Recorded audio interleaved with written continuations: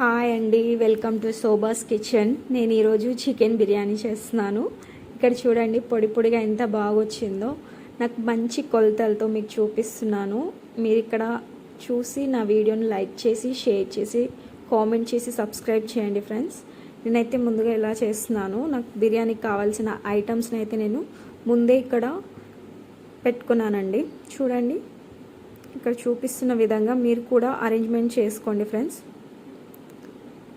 ఇక్కడ బిర్యానీకి కావాల్సిన అన్ని ఐటమ్స్ అయితే నేను చూపిస్తున్నాను మీకు. చూడండి,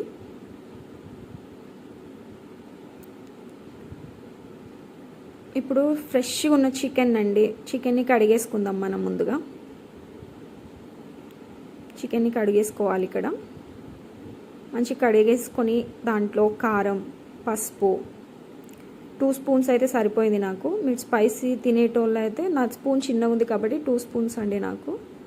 మీ పెద్ద ఉంటే పర్లేదు. పసుపు, కారం, చికెన్ మసాలా, బండ పువ్వు, జీడిపప్పు ఇవన్నీ వేసేసుకున్నాను ఇక్కడ.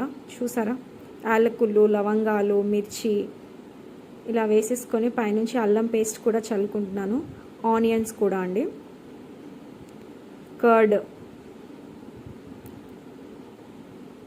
కర్డ్ వేసుకున్న తర్వాత పైనుంచి కొత్తిమీర, పుదీనా ఇన్ని మిక్స్ చేసేసుకుందాం. ఇప్పుడు అంటే చికెన్కి మొత్తం పట్టాలి, అలా పట్టే విధంగా మనం మిక్స్ చేసుకోవాలి. అలా మిక్స్ చేసిన తర్వాత నిమ్మరసం అండి. మనకు పులుపు చాలా బాగుంటుంది బిర్యానీలో. సో నేను ఇలా పులుపు కూడా యాడ్ చేస్తున్నాను దీనికి. మొత్తం మిక్స్ అవ్వాలండి, ముక్కలకి మసాలాస్ పట్టాలి. అలా మిక్స్ చేసుకొని వదిలేయాలండి ఫ్రిడ్జ్లో ఒక 1.5 15 మినిట్స్. మీ ఇష్టం అండి, మీకు టైం ఉన్నంతసేపు చేసుకోవచ్చు. స్టవ్ వెలిగించి ఒక బౌల్ పెట్టి నేను ఇప్పుడు ఆనియన్స్ని డీప్ ఫ్రై చేసుకుంటున్నానండి. Brown onions. ఇక్కడ మీకు డీప్ ఫ్రైకి సరిపడంత ఆనియన్స్కి ఆయిల్ అయితే ఎంత అవసరమో అంత వేసుకోవచ్చు. నాకు ఆయిల్ వేడైందని ఒక ఆనియన్ వేసి చూసుకుంటున్నాను ఫ్రెండ్స్. ఇక్కడ ఇలా వేసుకున్న తర్వాత నాకైతే వేడైపోయింది. ఆనియన్స్ ఇంట్లో వేసేస్తున్నాను నేను.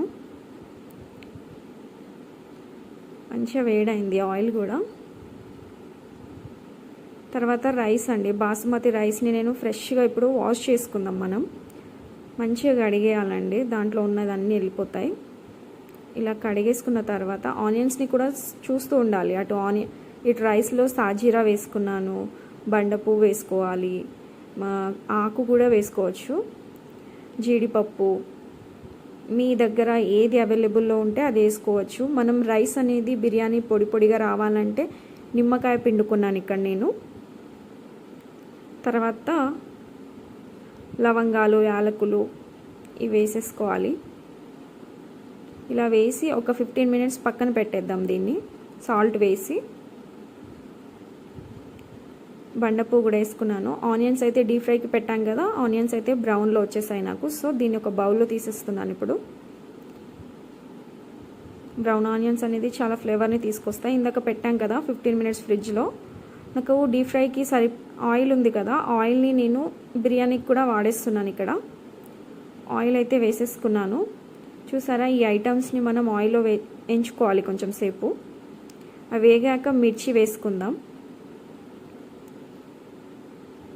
మిర్చి వేసేసుకున్నాను. కలపాలి. కలిపి మీ దగ్గర ఆనియన్స్ అనేది చాలా అవసరం అండి బిర్యానీలో. నేను ఇప్పుడు ఆనియన్స్ కూడా వేసేసుకుంటున్నాను. వేసి అవి పచ్చివాసన పోయేంత వరకు వేగనీయాలి వాటిని. తర్వాత అల్లం వెల్లుల్లి పేస్ట్ అండి.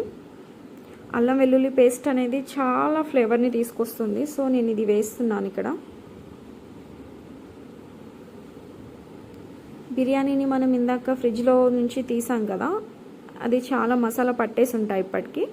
సో దాన్ని వేసేస్తున్నాను చికెన్లో.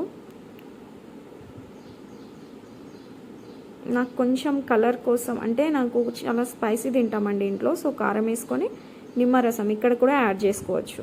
ఇందాక బౌల్లో మనం పెట్టాం కదా చికెన్ మసాలాది, దాన్ని వాష్ చేసి వాటర్ని దీంట్లో వంపేసాను. ఇక్కడ రైస్ కూడా పెట్టేశానండి. కర్రీ అయితే ఆల్మోస్ట్ నాకు కంప్లీట్ అయిపోయింది. ఒక బౌల్లో తీసేసుకున్నాను దాన్ని. రైస్ అనేది కూడా ఒక 80% కుక్ అయిందండి. నాకు ఇక్కడ కర్రీ కూడా కంప్లీట్ అయిపోయింది. సో 2 బౌల్స్ని తీసుకొని పీసెస్ ఒక బౌల్లో తీసేసుకొని మనం రైస్ని కర్రీ కింది నుంచి, అంటే పీసెస్ అన్నీ కిందన ఉంటే మాడిపోతాయండి, సో పైనుంచి వేసేసాను. అలా వేసి రైస్ వేసేసిన తర్వాత పుదీనా, కొత్తిమీర, ఇంకా మనం బ్రౌన్ ఆనియన్స్ చేసుకున్నాం కదా ఇందాక, ఆనియన్స్ ఇలా వేసేసుకొని నిమ్మరసం కూడా యాడ్ చేస్తున్నాను. ఇక్కడ చేసేసాను. నెయ్యి అండి, నెయ్యి అనేది చాలా ఫ్లేవర్ని తీసుకొస్తుంది బిర్యానీలో. ఫుడ్ కలర్ కూడా నాకు చాలా ఇష్టం అండి. ఫుడ్ కలర్ వేస్తే రెస్టారెంట్ బిర్యానీ లాగా వస్తుంది. సో మీరు ఇంట్లో ట్రై చేయండి. ఇట్లా మనం ఒక బౌల్లో తీసుకున్నాం కదా ఇందాక పీసెస్ని, అవి కూడా యాడ్ చేస్తూ ఇట్లా మనకి ఎన్ని ఫేజెస్ వస్తాయో అలా చేసేసుకోవాలి. అలా చేసేసుకొని చూసారా, ఫైనల్ లుక్ అయితే ఇలా వచ్చింది. చాలా టేస్టీగా ఉందండి, సూపర్ అండి. మీరు కూడా ఇంట్లో ట్రై చేయండి. నా ఛానల్ని సబ్స్క్రైబ్ చేయండి.